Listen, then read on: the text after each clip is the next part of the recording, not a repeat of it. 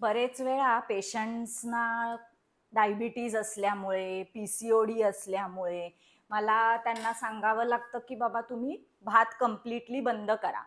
पण मग त्यांना सांगायच्या आधी मीच ठरवलं, की मी भात बंद करून बघणार आहे, की कसं वाटतं.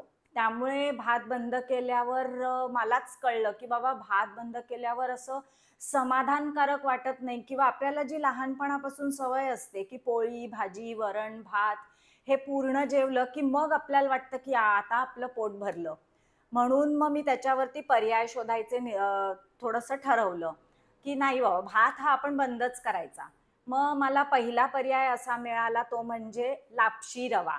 आपण लापशी रवा ॲक्चुअल तांदळाचा भात आपण जसा बनवतो तसाच बनवायचा. फक्त त्याच्यामध्ये मीठ, हिरवी मिरची, भाज्या असं घालून प्रॉपर कुकरमध्ये शिजवलं. मग ते जे तयार झालं, ते मी पोळी, भाजी खाल्ल्यानंतर तो लापशी रव्याचा भात खाल्ला. त्याच्यावरती एक दिवशी वरण, एक दिवशी आमटी, एक दिवशी भाजीचा रस्सा असं घालून मी खाल्लं. खरंच सांगते, काहीही भात नसल्याचं दुःख झालं नाही. असं पोट भरल्यासारखं एकदम समाधानकारक जेवण मला पूर्ण झाल्यासारखं वाटलं. हा एक पर्याय. तसंच मग दुसरा पर्याय मग कसा मला मिळाला ते मी तुम्हाला सांगते.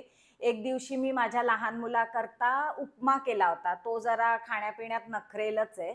त्यामुळे त्याने थोडासा उपमा खाल्ला आणि बाकीचा तो त्याने ठेवून दिला. मग मी काय केलं, की पोळी भाजी खाल्ली आणि भाताच्या जागी मग मी तो उपमा खाल्ला. त्या उपम्याची पण भातासारखीच कन्सिस्टन्सी असल्यामुळे तो उपमा खाल्ल्यावर मला असं एकदम पोट भरल्यासारखं आणि समाधानकारक म्हणजे भाताला आपण उपमा हा सुद्धा पर्याय निवडू शकतो, हे मला तो उपमा खाल्ल्यावर लक्षात आलं. पण काही-काही पेशंट्स असे असतात, की ते म्हणतात, की "नाही बाबा, मी तर कोकणातला आहे, मला काही केल्या भात बंद करता येणार नाही.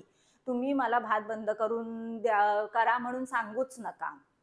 मग अशा पेशंटसाठी मी एक असा पर्याय सुचवेन, की उकडा तांदूळ असतो ना, तो तांदूळ शिजवायच्या आधी 4 वेळा वॉश करायचा. म्हणजे एकदा पाणी घालायचं, वॉश करायचं, दुसऱ्यांदा घालायचं, वॉश करायचं आणि मग त्या तांदळाला असं 4 वेळा वॉश केल्यावर कुकरमध्ये न शिजवता तो गॅसवर डायरेक्ट शिजवायचा आणि त्याच्यातलं पाणी जेवढ्या वेळा येईल म्हणजे एकदा आलं त्याच्यावरती व्हाईट कलरचं असं स्टार्चचं पाणी येतं.